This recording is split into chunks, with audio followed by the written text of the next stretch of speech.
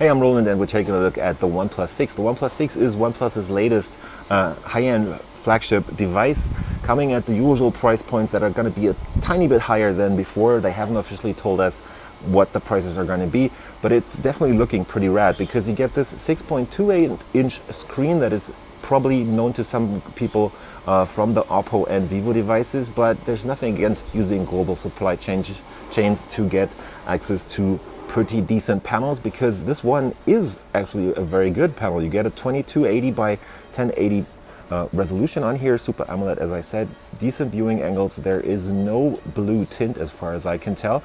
You also get this notch up here which houses the front-facing camera, which has a 16 megapixel sensor as far as I can remember.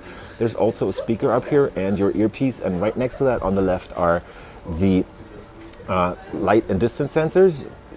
OnePlus made sure to tell us that they're trying to make sure that no notifications get lost behind the notch, and you can also make sure that it gets blacked out basically when using certain apps to make sure it doesn't look crap basically.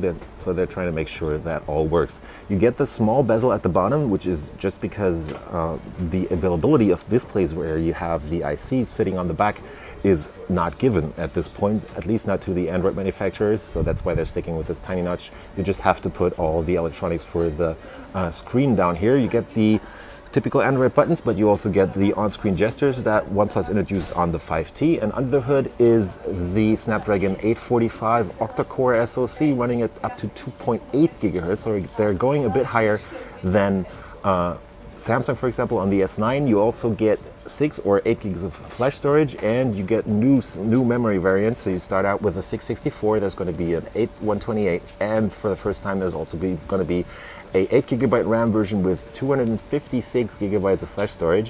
One thing that still is not available on the OnePlus 6, just like on the predecessor, is the micro SD card slot, which got lost, and they're only using 2 nano SIM card slots. They have moved the alert slider to the right. It used to be on the left there where the volume rocker is now. It works just like before. You can use it to show all notifications, a bunch of notifications, like the most important ones, or no notifications. Down here is the power button. It feels very sturdy. There's nothing slippery or wobbly about this. The whole thing comes in this pretty dope looking rose gold finish on the frame.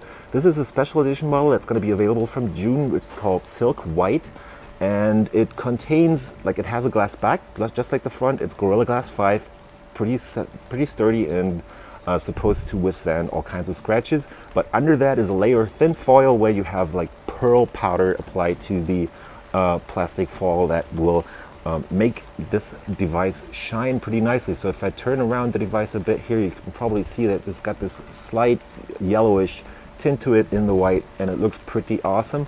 Up here you have the two cameras. One of them is using an IMX376 sensor and the other one is using the IMX519. They're both Sony sensors.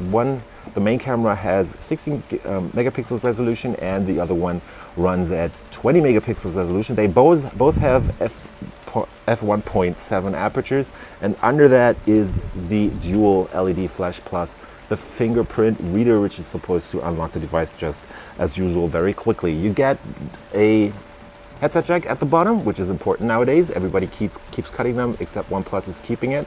USB 2.0 in a USB Type-C port down here. Dash charge compatible, charging that 3,300 milliamp hour battery, which hasn't been changed, but it's supposed to last longer because you're using the new Snapdragon 845. And there is your speaker right there. The whole thing runs on Oxygen OS, just as usual. I'm not allowed to show you the UI yet, and it's based on Android 8.1 as to be expected. I don't know about the pricing. It's going up a tiny bit, but it's going to be available globally from May 22nd.